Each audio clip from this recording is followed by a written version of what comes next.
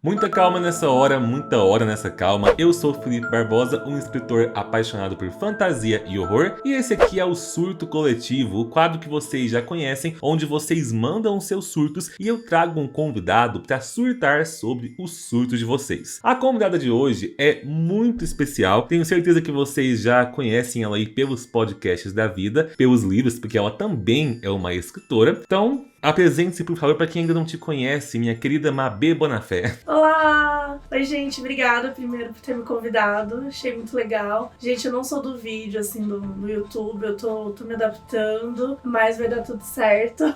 Eu sou a Mabê Bonafé, eu faço parte do podcast Modus Operandi, com a Carol Moreira, a gente fala sobre crimes reais. E eu também tenho outro podcast que é Caso Bizarro, onde eu conto histórias curiosas e interessantes no mundo, mas principalmente no Brasil. Acho que se tem um lugar que tem né, situações bizarras, com certeza é o Brasil. Então eu falo sobre ET de Varginha, sobre grávida de Taubaté, tem de tudo, assim. É importante, é aquele tipo de história que chama atenção, sabe? Sendo sobrenatural ou não. E também escrevo, como você falou. A gente tem um livro, Modus Operandi Guia de True Crime, que ele já tá aí em todas as livrarias, já tá disponível, mas eu também escrevo ficção. Tô finalizando um livro, querendo uma pegada meio de terror, então vem aí. Vem aí, vem aí. Gente, pra quem às vezes não conhece o trabalho da Mabê, eu vou deixar todos os links das redes sociais dela e dos podcasts também aqui na descrição e nos cards, então não deixem de conferir. Lembrando que esse é mais um conteúdo da nossa maratona de horror. Ao longo do mês de outubro nós teremos conteúdos diários sobre horror ao longo dos 31 dias do mês. Sem mais delongas, bora lá então.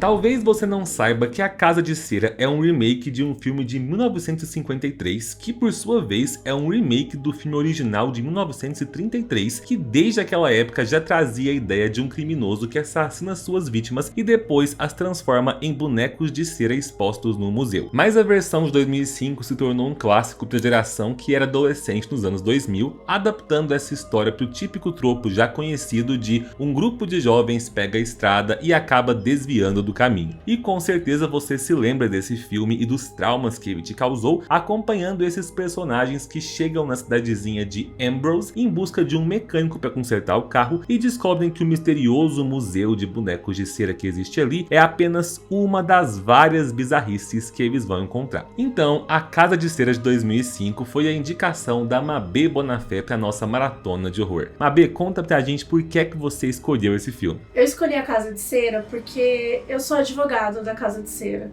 Eu acho que esse filme não é amado o suficiente. Ele não é valorizado o suficiente. A gente tem todos os elementos que precisa ter no filme de terror. Que são cenas gore, maravilhosas. Final Girl, muito boa. Personagens que são inspiradores, são cativantes. A gente vai entrar depois mais nesse assunto, mas é muito original essa coisa de matar, sabe? Você não só chega com a faca e matou. Não, você transforma em bonecos de cera. Olha quão doentio é isso. Então acho que pela originalidade toda e por todas essas questões que a gente tem que deixa o filme tão poderoso, eu acho que ele não é valorizado o suficiente. É um filme que tem um modus operandi original e ainda serve pra um caso bizarro. É um filme que te representa, né, Mabê? É tudo que eu queria. E ainda com autores de séries que eu amo, assim, então, por que não, né? Bom, pra falar do filme nós vamos trazer os surtos de vocês. Não se esqueçam que se você quer enviar seus comentários para esse quadro, eu sempre deixo as postagens tanto lá na aba comunidade, quanto nos stories no meu Instagram também. E é importante avisar que teremos spoilers rolando livres e soltos aqui, então continuem por sua conta e risco caso você nunca tenha assistido esse filme. Vou trazer aqui primeiro o surto da Bibi Meirelles, que disse o seguinte: eu acho a ideia de um museu de ser totalmente creepy, e fiquei de cara quando o Felipe contou que descobriu que o filme é um remake e que a primeira versão é de 1933. Sim, eu falei isso pra Mabê, falei na última live também que fiz no canal, porque eu não fazia ideia que era um remake, fiquei em choque. E ela disse: a ideia de pessoas transformadas em bonecos realistas já rondava o cinema desde essa época, tô passada. Na opinião de vocês, de onde vem essa ideia bizarra de transformar vítimas em bonecos de cera? E ela finaliza colocando: by the way, pô Sam, nem parece que é um Winchester. Sim. Mabê, você que é do mundo do crime também, alguma opinião? De onde vem essa ideia bizarra? Você é especialista em cena do crime. Não que já tenha cometido crimes, é claro, mas que é especialista em desvendá-los. De onde vem essa ideia bizarra de transformar vítimas em bonecos de cera? Olha, eu confesso que eu nunca fui atrás pra entender o porquê que os criadores resolveram ir por esse caminho, mas uma coisa que sempre me deixou muito curiosa na época que eu assisti foi em relação ao Museu de Cera, que eu fiquei nessa assim, quando que foi o primeiro Museu de Cera, né? Porque eu tenho essas coisas, eu assisto um filme, daí eu falo, tá, mas o Museu de Cera é uma coisa antiga, é uma coisa... Tudo bem que eu tô falando do remake de 2005, então eu sei que antes de 2005 tinha Museu de Cera, mas existia Museu de Cera, sei lá, em 1933, existia... E eu fui atrás e, gente, já existia o Museu de Cera desde 1800 e alguma coisa. O primeiro Museu de Cera foi no Reino Unido, então isso foi uma coisa que eu achei muito interessante e que, claro, a gente conhece muitos museus de cera hoje por representar muitos artistas, né, por representar as personalidades, as celebridades. Eu já fui em alguns museus de cera. Eu continuo achando muito estranho, eu acho muito creepy. E não só por causa do filme, eu acho que existe uma coisa que é o Vale da Estranheza, né, que eles até... que é uma hipótese, sei lá, da robótica...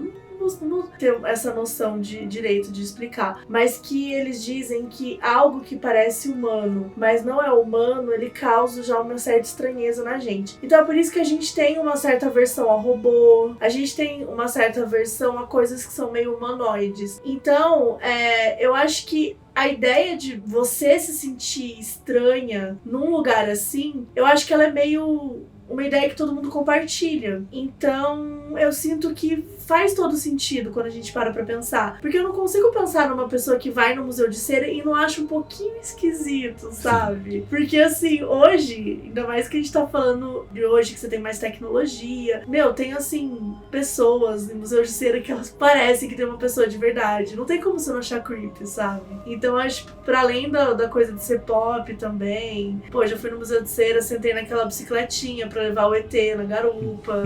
Tem as coisas legais, mas tem uma coisa esquisitinha. Eu acho que todo mundo compartilha disso. Então, eu acho que talvez tenha sido isso, assim, sabe? Talvez, tipo, algum dia que eles foram no Museu de Cera e pensaram assim...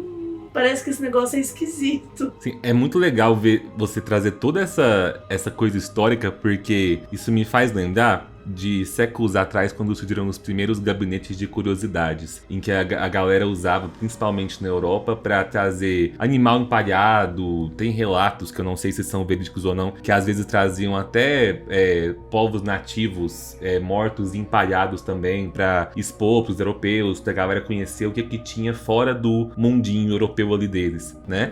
E realmente é muito louco, porque essa ideia do gabinete de curiosidades, de museus desse tipo, eles surgem no passado como algo misterioso, né? O que existe além, o que você não conhece. E aí perde um pouco desse sentido quando chega pra gente, né?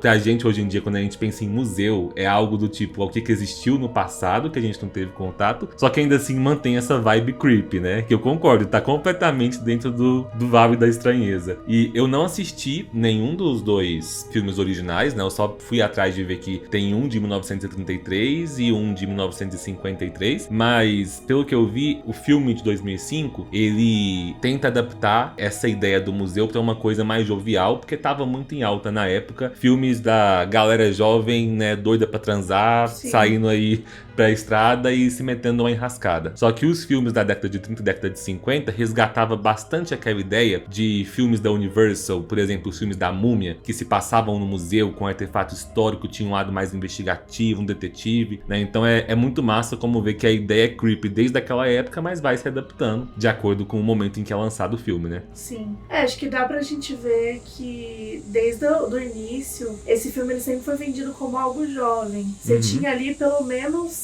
3 dos atores mais famosos, mais desejados da época, né? 3 dos atores não, porque a Paris Hilton não era uma atriz, mas ela era uma personalidade, ela era a nossa Kim Kardashian atual, né? A Paris Hilton, ela era a pessoa mais famosa daquela época e mais famosa nessa essa pegada de patricinha, de uma socialite, ela trazia toda essa coisa de da it girl, né? Quando ela inventou o selfie, gente, ela inventou ser jovem na internet. Então, inclusive, eu acho que terem trazido ela pro filme foi um marketing genial. Assim, eles provavelmente gastaram todo o budget. Essa parte também eu nunca estudo, nunca pesquiso porque eu não tenho muito interesse, eu não curto. Mas eu chutaria que metade do budget do filme deve ter sido pra contratar a Paris Hilton, porque não é possível, assim, que deles terem grana pra contratar ela. Com certeza foi. Metade pra ela, metade pra construir aquela casa de cera lá gigante. E destruir no final. E destruir no final. Perfeito. E agora vamos de surto da Isa Carvalho. Como não desconfiar de um lugar que não tem uma alma viva na rua? Mesmo sendo uma cidade pequena, sempre tem pessoas na rua ou dentro dos estabelecimentos. Eu concordo em partes com o que a Isa tá falando, porque tem gente, né? Na igreja tem gente. Eu amo essa cena da igreja, meu Deus. E onde que tem mais gente também? No cinema, gente, o cinema tá lotado. Mas realmente, até a gente chegar nesses momentos, a cidade tá aquele breu, né? E olha, gente, já visitei muita cidade do interior. E não é assim mesmo, não, concordo. Se fosse um feriado, se fosse uma coisa assim, até entendo. Mas, pô, sempre tem um bêbado, sabe? No meio da rua. Pelo menos um bêbado. Um cachorro, gente. Não tem um cachorro nessa cidade. É esquisito. Cidade sem cachorro, você já não confia. Eu acho que esse do cachorro você foi cirúrgica. A cidade sem cachorro você não confia. Porque as pessoas, em cidade pequena, se tá tendo uma missa, ou um velório, ou algumas daquelas festas que reúnem a galera na igreja, você ainda acredita que não vai ter ninguém. E eu tenho que confessar, Mabê, que eu fui tapeado pelo seguinte. Eu já tinha assistido na infância A Casa de Cera, só que desde a infância eu nunca peguei o filme pra reassistir. Eu achava que eu lembrava. E quando eu fui reassistir, eu percebi que eu não lembrava de muita coisa. E uma coisa que eu não lembrava era o fato de que todos são bonecos de cera, né? Que não tem gente além dos dois irmãos. Então, quando eu fui reassistir dessa vez, eu fui tapeado pela cena da igreja. Quando ele entra lá e vê o velório, eu não saquei que eram bonecos. Eu achei que era a galera mesmo. Então, assim, eu me senti muito tapeado por um filme que eu já tinha visto. Mas aí, por isso que eu falo, Casa de Cera, ela tem que ser valorizada. Porque essa cena não é fácil de você descobrir que todo mundo é de cera. Você consegue descobrir só depois. Você descobre junto com a Carly, né? Sim. Você descobre, eu pelo menos, você tá falando que você não lembrava e tal. E eu vou te dizer, eu assisti ano passado, tá? Eu revi essa semana e eu tive a mesma surpresa de novo. Porque minha memória é horrível. A Casa de Cera eu já devo ter assistido, assim, facilmente umas 10 vezes na vida. Não sei se a tua memória é boa, minha não é. Então, se eu assistir ano que vem, é muito capaz de eu tipo, assustar de novo com essa cena. Pra não dizer que eu não lembrava, assim, na hora que eu olhei, eu não senti nada, mas aí, depois quando ela tava indo, né, depois lá pro final do filme, que ela tá indo pra igreja, aí eu lembrei ali. Então foi um pouquinho antes dela descobrir. Eu lembrei, mas todo mundo que tá naquela igreja não tava tendo velório nenhum, aquele homem tava inventando. Aí que eu lembrei, porque... A cena da mulher que fecha a janela também. É perfeita, gente. Aquilo é muito icônico. Agora, eu queria só trazer um relato que esse comentário me lembrou, que é o seguinte. A Isa falou aí, como não desconfiar de um lugar que não tem gente viva na rua. Pra mim, o negócio do filme começa antes. Como que eles confiam naquele cara macabro que recolhe animais mortos pra entrar na caminhonete dele. Porém, eu não posso julgar tanto, porque e quando esse filme foi lançado, passaram-se alguns anos, não vou lembrar quando exatamente, mas deve ter sido por volta de 2008, 2009. Eu passei por uma experiência com a minha família. Na época eu devia ter o quê? Uns 11 anos, era pré-adolescente, e eu morava em Patos de Minas. Tava indo de Uberlândia pra Patos de Minas com os meus pais e minhas irmãs. Meu pai caiu num buraco pequeno, né, com o carro, e estourou o pneu. A gente ficou parado na estrada e a estrada tava praticamente deserta. E aí pararam dois caras com uma caminhonete do nosso lado e ofereceram ajuda, se não queria que levasse a gente pra uma cidadezinha vizinha. Só que na caminhonete não tinha espaço pros 5, né? Eu tenho 2 irmãs, então éramos nós 3 e meus pais. E eu lembro na época do pânico dos meus pais, porque eles tinham 2 opções. Ou o meu pai ia com eles e minha mãe ficava sozinha com a gente na estrada, ou minha mãe ia com eles, né? E meu pai ficava sozinho com a gente na estrada. Eu lembro da dúvida dos dois, porque assim, todas as opções pareciam extremamente perigosas. Por fim, o que rolou foi que eram dois caras. Um dos caras ficou pro meu pai ir junto, né? E esse cara ficou junto comigo, minha mãe e minhas irmãs. E a gente ficou num medo. Minha mãe ficou em pânico na época e eu, na minha cabeça, pensava, pronto, esse cara vai transformar meu pai num boneco de cera, né? Depois vai voltar pra levar eu e minhas irmãs pra gente ver no museu. Mas felizmente, gente, no nosso caso, eram duas almas boas que realmente nos ajudaram. Sim. Mas assim, é o tipo de situação que a gente às vezes julga no filme até a gente se ver na vida real. Apesar de que ali no filme, dava pra eles ter esquecido do jogo e pedido a ajuda dos amigos, né? Não precisava de ter ido os dois sozinhos com o cara na caminhonete. E eu fico muito puta com uma coisa, gente, que eu não sei se todo mundo percebe, mas eles estão frenéticos pra ir num campeonato de futebol americano. Só que é um campeonato de futebol americano universitário. Você tem noção disso? É tipo o Juca da USP. Os caras morreram pra ir no Juca, mano. Tipo assim, não é nem, sei lá, o campeonato brasileiro, sabe? Tipo assim, eu não entendo de eu também coisas. Não. Então... Mas sei lá, a NFL pode? Nem sei se a NFL pode, mas não era nem o Super Bowl. Esse é o meu ponto. Sim. Não era nem o Super Bowl. Era simplesmente, tipo assim, era um campeonato universitário. Gente, isso é inaceitável pra mim. A segunda coisa que é inaceitável pra mim é que eles não tinham ingressos. Eles estavam fazendo tudo aquilo pra comprar de cambista. De cambista. Porque eles ficam o tempo todo falando, ai, não, mas tem muito cambista. Que é sempre super faturado. E eu fico assim, cara, eles morreram tudo pra ir num campeonato universitário. Assim, com todo respeito ao campeonato universitário, a gente não tá falando que é ruim, mas eu tô falando que é muita energia, sabe? Não tô falando que é ruim, mas não morreria pra isso. Mas não morreria pra isso. E o cara ficava assim, não posso perder, não sei o que, não sei o que. E no fim, pega todo um trânsito e tem que voltar pra cidade. Ai, gente, palhaçada, viu? Responda aí nos comentários, você deixaria um casal de amigos seu pegar carona com um cara da estrada que recolhe animais mortos pra que você pudesse assistir um campeonato universitário? Ou por qual show você viraria um boneco de cera? Eu viraria um boneco de cera pelo show da Beyoncé. Perfeito. Tipo, se eu pudesse ir no show da Beyoncé e depois virar boneco de cera, eu tipo, galera, você pode me escolher. Tá vendo? A Beyoncé depois ia te usar como decoração do palco. Olha que fantástico, Mabê. Bom, vou trazer aqui então 3 comentários que falam sobre cenas agoniantes que com certeza marcaram a adolescência e infância de muita gente. Porque eu sei que muita gente como eu viu esse filme quando não tinha idade apropriada para assisti-lo ainda. Então vamos lá. Primeiro a Mariana Ohira disse: quando falam desse filme, eu só lembro de mim criança assistindo pela primeira vez e ficando traumatizada achando que o cara da máscara ia aparecer e cortar meu tendão de Aquiles. Pior cena, não consigo olhar até hoje. E o surto da Clara é o seguinte: eu me lembro de assistir à noite quando criança numa tela quente da vida e tava bem na cena que o ator Sam de Supernatural tem a pele removida. Boatos de que eu tenho essa cena na cabeça até hoje. KKKKK, momentos. Eu não vi na tela quente, eu lembro que eu vi no... Era o Super Cine que tinha aquela música macabra. Esquisita, aquela musiquinha esquisita. Ela já virou, ela já foi citada no Caso Bizarro várias vezes como um medo de infância das pessoas. O medo de infância? Aí,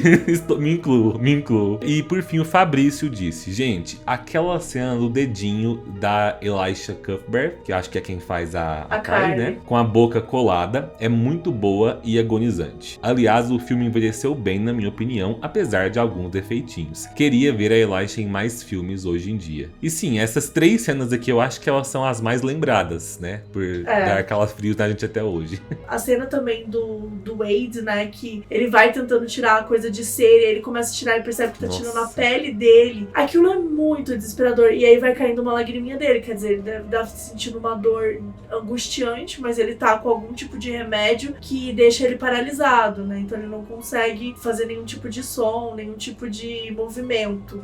Aquilo pra mim é muito agonizante, mas nada bate o rolê do dedinho, que é o rolê da boca, que ele coloca o Super Bonder na boca e ela, tipo... Sim. Todo exercício que ela faz de abrir aquele aquele sangue. Você vê que no final ela fica com uma boca meio vermelhada, quase como se ela tivesse colocado um gloss. Mas não é tudo sangue dela, porque ela acabou rasgando, né, uma parte da boca dela, assim. E o dedinho que é perfeito, porque ele ainda faz na frente do irmão dela. O irmão dela tá perguntando sobre ela, e aí ele, tipo, meio que finge que vai amarrar o cadarço e corta um pedaço do dedo da garota. Então, tipo, é uma coisa que você não tá esperando, né? As outras cenas você meio que espera, assim, mas essa é meio tipo, cara, que audácia. O irmão dela tá na tua frente, assim. Então eu acho divertido por conta disso. Nossa. Aí me empolguei. Falar com fãs de filme de horror é ótimo, porque corta o dedinho dela. É divertido por conta disso. Mas te entendo, é divertido.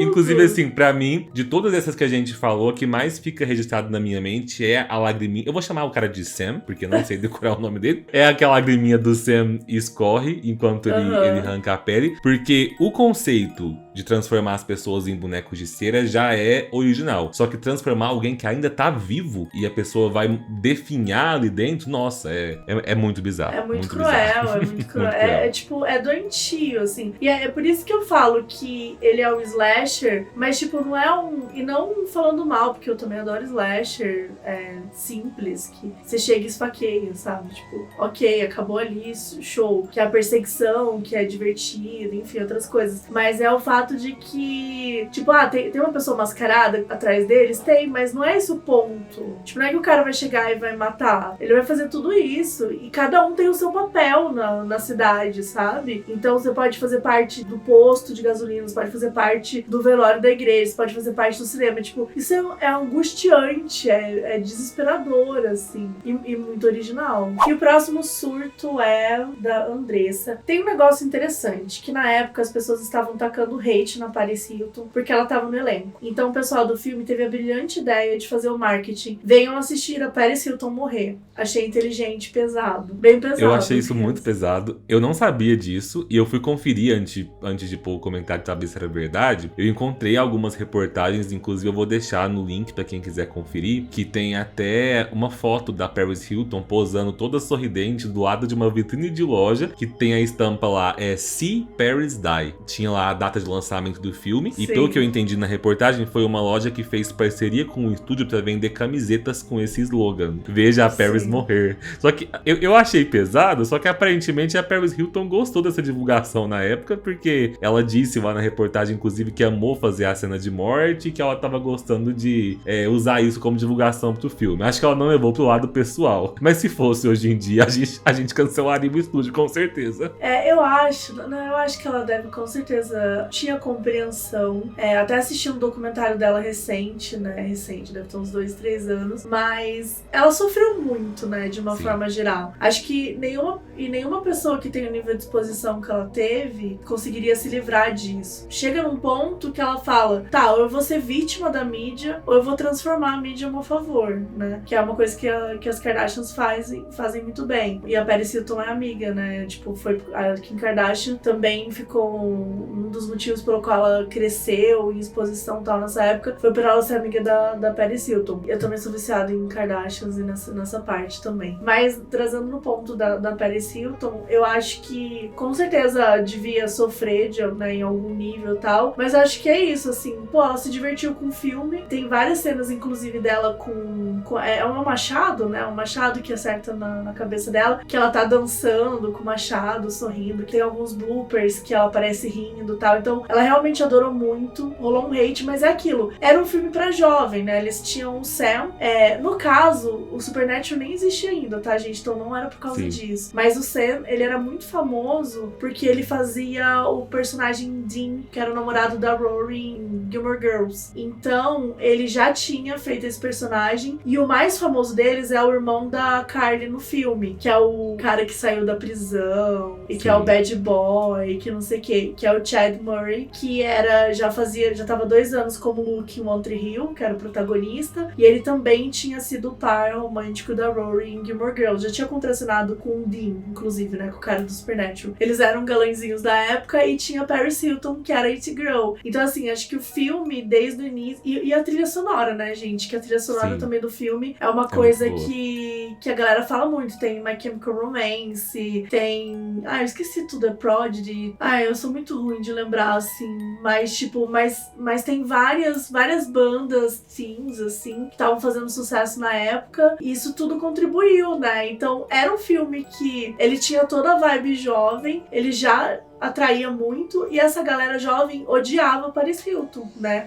Tinha essa coisa, assim, do tipo... Porque era isso, ela tava sempre na mídia, então a galera tava cansada de ver ela lá e tudo mais. Mas eu gostei da forma como ela conseguiu transformar isso num slogan e ganhar dinheiro com isso, né? Sim. Tipo, já que vão me odiar mesmo, por que não fazer camiseta me odiando? Eu acho Use a seu perfeito. favor. É até interessante que a gente consegue olhar a partir daí e ver uma evolução que aconteceu nas últimas décadas. Nossa, é tão estranho a gente tá falando de 2005, que eu vou falar últimas décadas, porque assim, já estamos quase 20 anos depois disso. Você já me fez chorar quando você falou que você tinha 11 anos em 2008, então... eu já tô assim, nossa, tá bom, né? Mas o que eu ia dizer é o seguinte, você, Mabê, que fala bastante de True Crime, fala-se muito hoje em dia sobre o público que se interessou por True Crime, principalmente na última década, ser um público majoritariamente feminino. E é muito interessante quando a gente analisa isso, porque tanto anos 90 quanto início dos anos 2000, o público que assistia filmes de horror, principalmente de horror slasher, dizia-se na época que era um público majoritariamente masculino, e era foda porque tinha muito uma noção na época desses filmes serem vendidos até como uma forma meio que os caras tinham um fetiche de gostar de ver a atriz considerada garota gostosa morrendo, né? Então tinha muito esse lance na época de esses filmes se popularizavam porque os caras queriam ver a mulher loira morrendo, quase sempre sem roupa, quase sempre depois que ela acabou de fazer sexo. E isso é uma coisa que felizmente foi se perdendo com o passar dos anos. Não é à toa que na última década a galera redescobriu A Casa de Cera, porque lá nos anos 2000 no início ele ficou marcado como um filme dessa linha aí dos anos 2000 que a galera só enxergava como filmes de jovens transando e morrendo, nada mais. E aí na última década a galera foi redescobrindo. O filme ganhou uma boa parcela de fãs aí do público feminino, né? E é muito legal quando a gente já tá com uma cabeça mais antenada com nossas ideias de hoje, né? A gente revisitar essas obras antigas e ver elas de uma outra forma, né? Com certeza, assim, é claro que tem muita uma exploração do corpo feminino no filme, né? Até é interessante que como você tem muitos atores teens, você também tem uma exploração do corpo masculino. Então, tipo, o primeiro ato que o Chad faz, né, o irmão, é ele tirar a roupa pra dar tirar a camisa, a regata pra gata. Mas não é sobre dar a regata, é sobre ele ficar sem camisa, né? Sim. Que é o que as meninas queriam ver na época. Que é aquela coisa, tipo, eu tô vendo esse ator aí, eu quero ver ele, sei lá, de sunga, quero ver ele sem camiseta e tal. Então, você vê que tem umas cenas assim, tem uma cena que é super ridícula, que é da Carly saindo da barraca, que ela acha que ela ouviu um barulho. E ela tá morrendo de frio, e ela tem uma blusa de lã, ela tá meio com uma blusa de lã, e ela tá com shorts minúsculo. Cara, ninguém dorme com frio, com uma blusa de lã e um shorts jeans minúsculo. Tipo assim, não existe essa opção. Você foi acampar, tá? Você tá num lugar, tipo, frio pra caramba. Eu vou pegar esse jeans minúsculo, assim. Então, é óbvio, né? A própria maneira como o cara esquisito lá, quando ele chega, né, pra jogar os animais, ele dá uma olhada nela. Então, tem algumas coisas, a própria Paris Hilton, né, que faz o papel de gostosa, quando ela é perseguida, né, que ela morre, ela tá de lingerie, mas ela tá com um casaco por cima. Então, não tem essa coisa tanto de focar. Tem um momento que ela tá brincando ali com o namorado dela, que ela vai tirar a roupa e tal, e aí que ela faz um striptease, e aí depois ela já põe um casaco. Então, tem umas cenas meio, tipo, clichê, meio sexistas, mas ao mesmo tempo, eu sinto que o filme é bem já mais avançado, assim. Sim, nesse quesito, sabe? Eu não fiquei, assim, incomodada tanto com esse tipo de filme. Eu acho que ele é na medida certa, e além de você ter uma Final Girl, né? Enfim, não sei se você já falou sobre esse conceito, provavelmente já falou 1000 vezes, né, desse conceito no canal, mas Final Girl é, como o próprio nome diz, né, a menina que fica no final, depois que foge, que escapa do assassino, e a pessoa que fica pra contar a história. E você tem Final Girl desde Halloween, desde, enfim, há muito tempo atrás. Mas eu acho que poucas pessoas citam a Carly como Final Girl, e ela é muito boa. Apesar de que o irmão dela, que é um merda, né, que eu começo o filme querendo matar ele. Porque ele começa chutando um homem em situação de rua, do absoluto nada, no café. Ele sai, tem um cara pedindo dinheiro, sei lá. Ele chuta o cara e fala, vai trabalhar. Sendo que ele acabou de voltar da prisão, que foi pagaram a fiança dele, sei lá de quem. Tipo assim, o cara nem tá trabalhando. Aí ele, não, sério, dá uma raiva, que ódio. Não que se ele não estivesse trabalhando ele pudesse chutar, gente. Mas assim, claro. Vocês entendendo. Mas depois ele realmente mostra que ele tem um carinho pela irmã, né? Tanto que ele faz de tudo pra tirar ela, né, até o final do filme. Enfim, eles conseguem escapar, mas fica essa pegada de Final Girl que o filme tem, que eu acho muito legal. E é legal que essa personalidade contrastante dos dois irmãos, eu não quero nem queimar o próximo comentário, que eu acho que a gente vai falar disso daqui a pouco, vamos sim. Mas é legal que vai ter um paralelo aí com os dois irmãos que também são os vilões do filme. Sim. Então vamos trazer o último surto, né? Só lembrando que antes de encerrarmos aqui, dá aquele apoio de sempre aí, por favor, deixando o curtir no vídeo, compartilhando o link com seus amigos, se inscrevendo no canal e ativando o sininho para receber as notificações. Lembrando também que se você ainda não segue a Mabê, as redes sociais dela vão estar aqui na descrição do vídeo. O último surto é do Fernandinho. Adoro o final do filme, a partir do momento que temos a revelação sobre a história dos dois irmãos, sobre como o Museu de Cera foi criado pela mãe deles, que acabou morrendo, e sobre como a ideia de gêmeo bom, entre aspas, e gêmeo mal, que foi falado o filme inteiro, né, pelos dois irmãos protagonistas, é representada nos vilões que eles têm que enfrentar. E por mais toscas e um tanto irreais que sejam as cenas do final do museu inteiro derretendo, eu gosto, acho até bem artístico, pra encerrar tudo com chave de ouro. KKKK. Fernandinho perfeito, eu amo isso. Eu confesso que eu só parei pra pensar hoje, depois que eu li essa pergunta, porque realmente, né, você tem o Vincent e o Bo, que são gêmeos, que tem essa pegada do gêmeo bom e gêmeo ruim, e você tem os gêmeos, que são os protagonistas, que é... No caso do Vincent e o Bo, eu acho que é o gêmeo ruim e o gêmeo pior, né?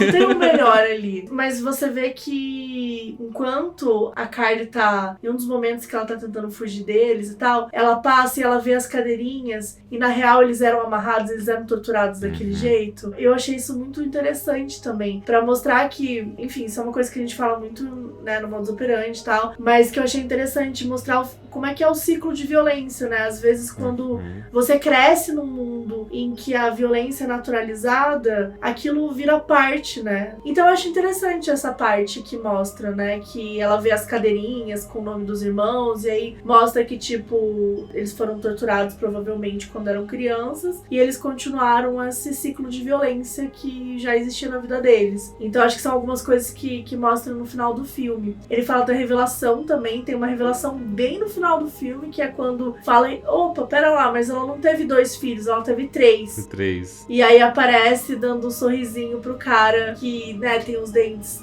todos estragados lá do início, o cara que levava os animais pra jogar, né, os animais mortos. Que era bem óbvio, né, galera, que esse cara fazia parte aí dessa família, né, assim. Podia não ser irmão, mas assim, tinha tudo a ver que ele tinha alguma coisinha ali, pelo menos. Não faria sentido ter só os 2 irmãos vivos na cidade e esse terceiro cara alheio, né?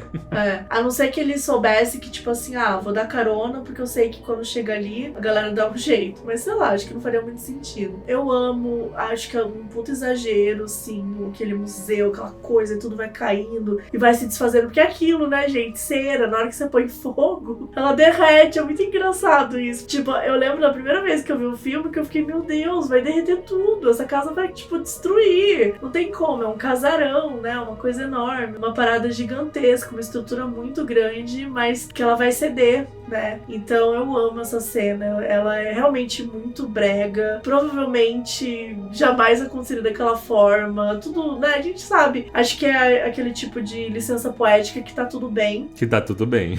Sabe? Porque ele entrega aquilo, e os 2 irmãos, que um cai em cima do outro e eles são engolidos pela cera. É poesia, pra mim. É poesia. É poesia. Com certeza. Inclusive, dúvida aí ao arquitetos e engenheiros de plantão, deixem aí, é possível construir uma casa de cera daquele jeito? Ou a gente só encara a licença poética? Coloquem pra gente aí nos comentários. Será que eles colocavam umas madeiras junto? Talvez tinha umas coisinhas juntas, vai, não é possível. Acho que precisa, né? Porque tudo de cera é meio complicado. Agora eu quero ter uma casa de cera. Eu não sei qual o custo. Eu também. Eu não sei qual o custo disso, né? Mas eu penso que a mãe deles ali e o pai deviam ser milionários, né? Porque deve ter custado o cara pra caramba pra erguer aquilo ali. Então, mas aí que tá. Lembra quando a Paige, ela encontra uma caixa cheia de celulares? Sim. Tipo, tem, sei lá, uns 400 celulares ali dentro. Então eu entendo que tem umas 400 pessoas. Eles devem roubar todo mundo que vai na cidade, morre. Eles pegam tudo e vendem. Eles devem ser riquíssimos. Com certeza. Aí, gente, não pegue peguem essa ideia de investimento. Não peguem. Mas com certeza já tinha um museu, porque tinha, né, no jornal, mostrava que era um lugar que era famoso, né? Sim, com certeza. E é isso. Concordo completamente com a Mabê que o final é inesquecível. Eu gosto que, quando você falou de quando ela tá fugindo do irmão, uma coisa que é bem típica de filme de anos 2000, aquela mini tentativa que ela tem de tentar convencer o vilão com um discursinho fofo, que ela vira pra ele, não, o seu irmão que é um monstro, você não é. Tem um momento que até parece que ele vai dar as mãos pra ela e vão sair felizinhos.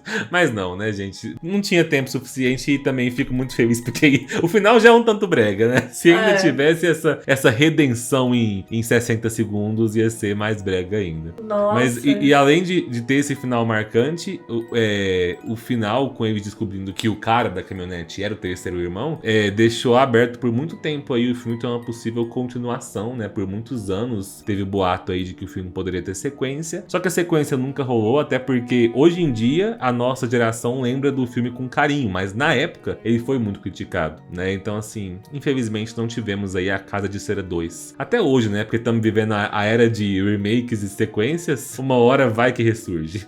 Mas gente, vamos aprender a valorizar a Casa de Cera que ela entregou, tá? Mabê trouxe aqui pro canal a palavra de A Casa de Cera, foi muito bem aceita e agora vocês perpetuem aí essa mensagem. É verdade. Bom, pessoal, por hoje é só. Deixem aí nos comentários as considerações de você. Mabê, eu queria agradecer muito a sua participação. Foi muito divertido, espero que você tenha gostado também. Eu amei, desculpa se eu falei demais, gente. Eu me empolgo muito com esse filme. Nossa, eu rever assim, eu já fui escrevendo tudo que eu gosto no filme. Nem consigo falar tudo, porque senão a gente vai precisar de 5 horas de vídeo. Acho que não precisa. Ia fazer um novo filme. Mas de verdade, eu amo o filme gore. Eu acho que ele tem também um gore da medida certa. E é um filme muito gostosinho pra assistir, porque ele é leve, sabe? É tipo uma atuação mediana. Tem vários tropes que são legais de filme de terror. Então é uma boa pedida aí pra assistir atualmente. Porque como você falou, ele não foi valorizado na época. A gente tá devendo valorizar a Casa de Cera. Estamos devendo, com certeza. Não se preocupe por ter falado muito, porque aqui no canal eu já sou conhecido por falar muito e eu só trago gente que fala demais. Quem sofre é só a coitada da minha irmã na edição, porque o resto a galera adora que a gente fale bastante. Então é isso, pessoal. Repetindo uma última vez, se você ainda não conhece a Mabê, né, que eu sei que a maioria já conhece, corram lá nas redes sociais dela que vão estar aqui na descrição. E fiquem ligados aí que teremos muitos outros convidados na nossa maratona de horror. Um beijão